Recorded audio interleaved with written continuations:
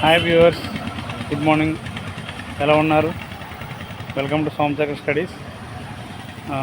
మరొకసారి చెప్తున్నానండి, అందరూ సర్టిఫికేట్ రెడీ చేసుకోండి. బీఎడ్ కానీ మీరు డిఈడి చేస్తే డిఎడ్, కాన్వకేషను, ప్రొవిజనల్ అన్నీ రెడీ పెట్టుకోండి. అంతా బాగా ఎక్కువగా సర్టిఫికేట్ స్క్రూటనైజ్ అనేది చేస్తున్నారు. ఎలా ఉంటుందన్నది మనకు తెలీదు కనుక ప్రతి దాన్ని కూడా మీరు జాగ్రత్తగా మీరు లిస్ట్ అవుట్ చేసి ఉంచుకోవాలి.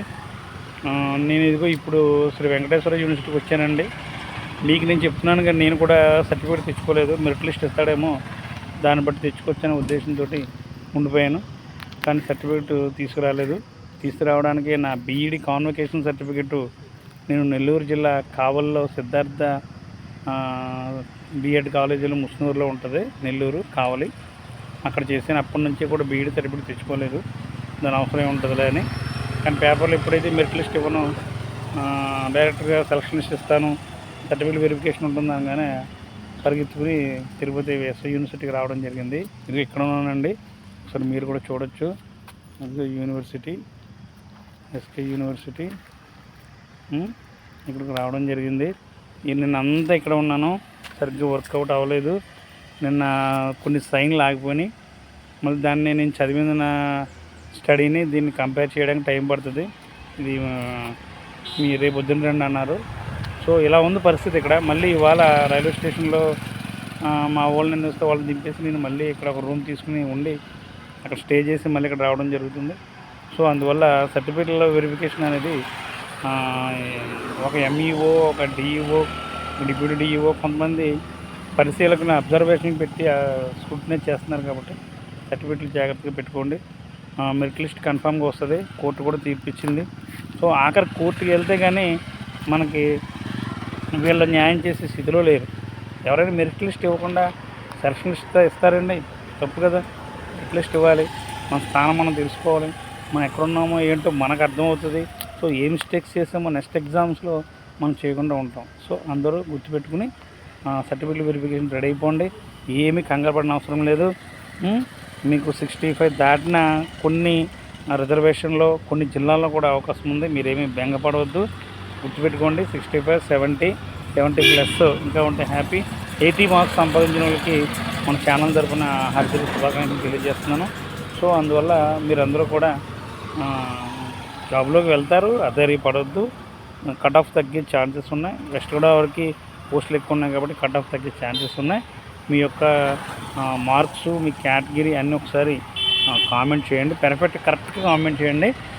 దాన్ని బట్టి మనం ఏంటన్నది నేను కూడా కామెంట్ ఇస్తాను, తెలియజేస్తాను. ఈ 2 days కాన్వకేషన్ బీఈడికి తిరగడం వల్ల కుదరలేదు. సో ఇదేమైనా మెరిట్ లిస్ట్ వచ్చేస్తుందండి. ఒక 2 days ఓపు పట్టండి. మన చేతిలో లేదు. ఇది కూడా ఒక ట్రాన్స్పరెన్సీ ఇన్ఫర్మేషన్ లేదు. ఒకటి ప్లస్ ఉంది ఇక్కడ. డిఎస్ఏ అంటే టయానికి ఇచ్చారు కానీ ఇంకా అన్ని విషయాల్లో ట్రాన్స్పరెన్సీ లేదు. ప్రతిదీ కూడా అనుకున్న పని కావట్లేదు. కీ ఇచ్చారు ప్రైమరీకి, ఆ తర్వాత మళ్ళీ దాంట్లో మిస్టేక్స్ ఉన్నాయి. ఫైనల్కి ఇచ్చారు, మళ్ళీ దాంట్లో మిస్టేక్స్ ఉన్నాయి. ఏంటి పని ఏంటో నాకు అర్థం కావట్లేదు. సో ఏదేమైనా ఇది మనం మంచిగా అనుకుందాం. ఇంకెవరైనా సర్టిఫికేట్లు తెచ్చుకునే ఉంటే కనుక మీరు ఖచ్చితంగా సర్టిఫికేట్స్ వెరిఫికేషన్కి సిద్ధపడి అన్ని సర్టిఫికేట్ తెచ్చుకోవాల్సిందిగా కోరుచున్నాను. కట్ ఆఫ్లు తగ్గుతాయి. ఎవ్వరూ భయపడిన అవసరము లేదు. మీరు అందరూ కూడా చక్కగా హోప్స్ పెట్టుకుని ఉండండి. ఎటువంటి టెన్షన్ పెట్టుకోవద్దు. మెరిట్ లిస్ట్ రాగానే మీ యొక్క వెంటనే మనం కట్టేసుకోవచ్చు.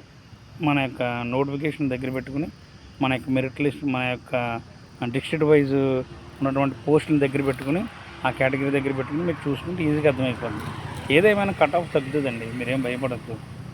రిజర్వేషన్లో కూడా వచ్చే అవకాశాలు ఉన్నాయి. ఇది మీరు చాలామంది అనుకుంటున్నారు ఫస్ట్ ర్యాంక్ వచ్చిన వాళ్ళందరినీ ఫస్ట్ పెడతారండి. మీకు కూడా తెలుసా, స్టేట్ టాపర్ వచ్చినా కూడా ఆయన ఫస్ట్ ఉండడు.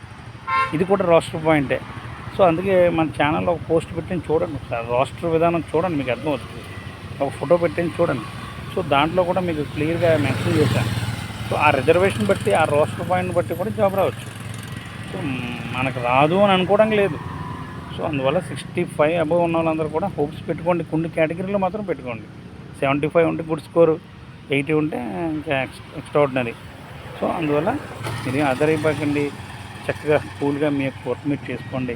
ఇదిగో నేను కూడా ఈరోజు అయిపోతుంది 11 కల్లా నా బీఎడ్ కాన్వకేషన్ తీసుకుని నేను కూడా ట్రైన్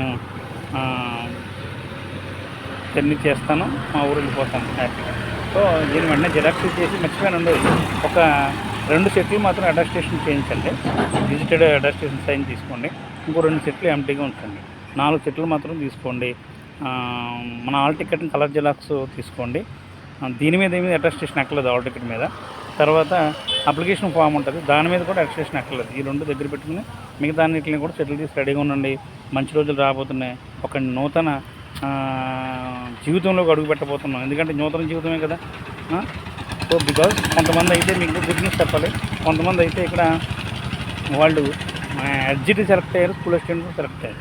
ఇది ఎడ్జిటీ వాళ్ళకి బాగా ప్లస్ అవుతుంది, ఎందుకంటే ఎంతో కొంత ఉంటుంది కదా, తన తర్వాత ర్యాంక్ అని రాకుండా ఉంటుంది. వాళ్ళు ఏం చేస్తారు, స్కూల్ అసిస్టెంట్కి వెళ్ళిపోతారు. దీనికి రిజైన్ లెటర్ ఇచ్చేసి సబ్మిట్ చేసి వాళ్ళు స్కూల్ అసిస్టెంట్ని చూస్ చేసుకుంటారు. అలాగే పీజీటీలు కూడా చేసుకుంటారు. సో మీరందరూ కూడా మరి కాబోయే టీచర్లుగా నేను భావిస్తూ మీకు అందరికీ బెస్ట్ ఆఫ్ లక్ చెప్తున్నాను. మరొక వీడియోతో కలుద్దాం.